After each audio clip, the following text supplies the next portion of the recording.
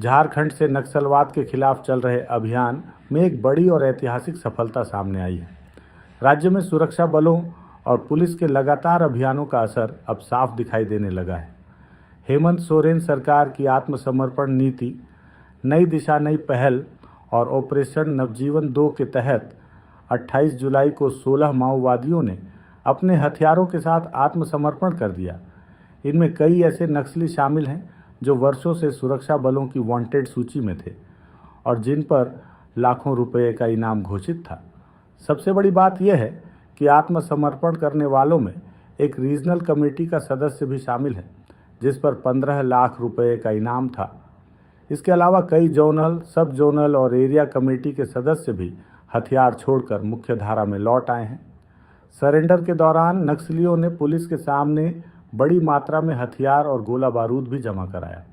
इनमें AK-47, M16, INSAS rifle, US carbene जैसी अत्याधुनिक बंदूकें और 1500 से अधिक जिंदा कारतूस शामिल हैं।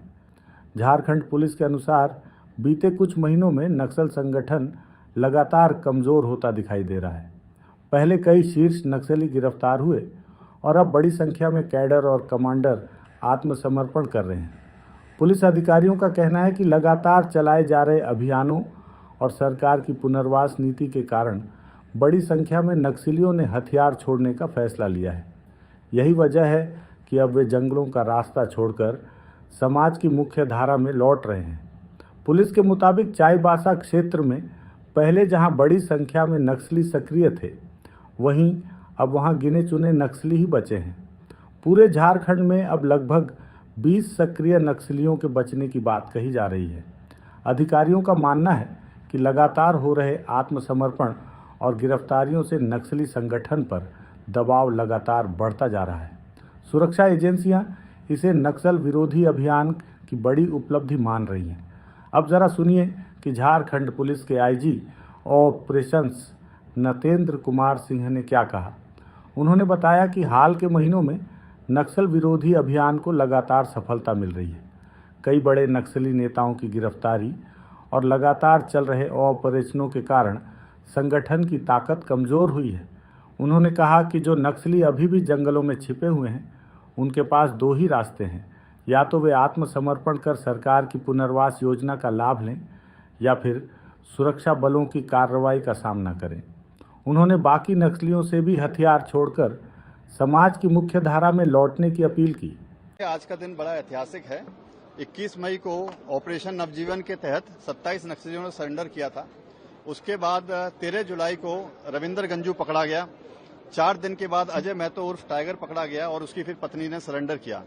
इसी कंटिन्यूएशन में ये ऑपरेशन नवजीवन 2 चलाया गया, जिसके समक्ष हम लोगों के समक्ष 16 नक्सली जो कि सभी लीडर्स थे, उन लोगों ने सरेंडर किया। 8 नक्सली छत्तीसगढ़ के अंदर सरेंडर कर रहे हैं। इन 16 नक्सलियों में एक रीजनल कमेटी मेंबर है जो 15 लाख का इनामी है। बाकी 3 जोनल कमेटी मेंबर हैं, 3 सब जोनल कमेटी मेंबर हैं, 6 एरिया कमेटी मेंबर्स हैं। और ये एक ऐतिहासिक दिन है, बड़ी उपलब्धि है झारखंड पुलिस के लिए। लगभग नक्सलियों का खात्मा हो चुका है, कुछ बचे हुए हैं, उसमें लगातार ऑपरेशन चल रहे हैं। मैं अपील करता हूं कि जल्द से जल्द सरेंडर करें, अन्यथा ऑपरेशन के अंदर न्यूट्रलाइज कर दिए जाएंगे। Thank you. Overall 16 active members हैं, एक नंबर है जिसके अंदर 5 नक्सल्स हैं जो रिवाड़ी हैं।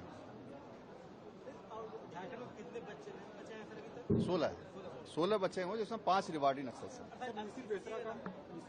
मिसिर बेसरा कमजोर हो चुका है, या तो वो सरेंडर कर दिया या फिर न्यूट्रलाइज कर दिया। उसका बॉडीगार्ड सनी शर्मा हम लोगों के समक्ष आत्मसमर्पण कर दिया है इंसास के साथ। असीम मंडल उससे छोड़ के भाग गया है। टैग विश्वनाथ था, तेलंगाना के अंदर सरेंडर कर चुका है। तो मेरी अपील रहेगी कि वो जल्दी से जल्द सरेंडर करे, अदरवाइज उसको न्यूट्रलाइज कर दिया जाएगा। विशेषज्ञों का मानना है कि यह सरेंडर सिर्फ संख्या का मामला नहीं है, बल्कि नक्सल संगठन की कमजोर होती पकड़ का संकेत भी है। जिन लोगों ने वर्षों तक जंगलों में रहकर संगठन के लिए काम किया, वे अब हथियार छोड़ रहे हैं। इससे साफ है कि सुरक्षा बलों की रणनीति, विकास योजनाओं और पुनर्वास नीति का असर अब जमीन पर दिखाई देने लगा है। अगर हम छत्तीसगढ़ की बात करें तो नक्सल मुक्त करने में सरकार की पुनर्वास नीति ने महत्वपूर्ण भूमिका निभाई। बस्तर संभाग, जो कभी देश में नक्सल गतिविधियों का सबसे बड़ा गढ़ माना जाता था, आज तेजी से बदल रहा है। सुरक्षा बलों के लगातार ऑपरेशन, नए सुरक्षा कैंपों की स्थापना, सड़कों का विस्तार, शिक्षा और स्वास्थ्य सुविधाओं की पहुंच तथा शासन की योजनाओं के प्रभाव से हालात में बड़ा बदलाव आया है। कभी दंतेवाड़ा, सुकमा, बीजापुर, नारायणपुर और कांकेर के घने जंगल नक्सलियों के मजबूत ठिकाने माने जाते थे, लेकिन अब तस्वीर बदल रही है। बड़ी संख्या में नक्सलियों ने पुनर्वास नीति के तहत हथियार छोड़कर मुख्यधारा का रास्ता चुना है। बस्तर नक्सलवाद की गिरफ्त से काफ़ी हद तक बाहर निकल चुका है और नक्सल मुक्त बस्तर का सपना धीरे धीरे साकार होता दिखाई दे रहा है। हालांकि सुरक्षा एजेंसियां अब भी सतर्क हैं और उनका मानना है कि पूरी तरह नक्सल मुक्ति के लिए अभियान जारी रखना जरूरी है। झारखंड में हुए आत्मसमर्पण से कहा जा सकता है कि इसी तरह अभियान जारी रहा तो आने वाले समय में नक्सलवाद पूरी तरह से खत्म हो सकता है तथा प्रभावित क्षेत्रों में शांति, विकास और सुशासन को और मजबूती मिलेगी। फिलहाल 16 नक्सलियों के आत्मसमर्पण ने यह संदेश जरूर दे दिया है कि बंदूक की राह छोड़कर विकास और शांति की राह अपनाने वालों के लिए सरकार के दरवाजे खुले हैं। वहीं सुरक्षा बलों ने भी स्पष्ट कर दिया है कि जो हथियार नहीं छोड़ेंगे उनके खिलाफ अभियान लगातार जारी रहेगा। अब सभी की नज़र उन बचे हुए शीर्ष नक्सली नेताओं पर है जिनके खिलाफ सुरक्षा बलों का अभियान लगातार तेज किया जा रहा है। नक्सलवाद के खिलाफ यह लड़ाई सिर्फ बंदूक और गोलियों की नहीं, बल्कि विश्वास, विकास और पुनर्वास की भी लड़ाई है।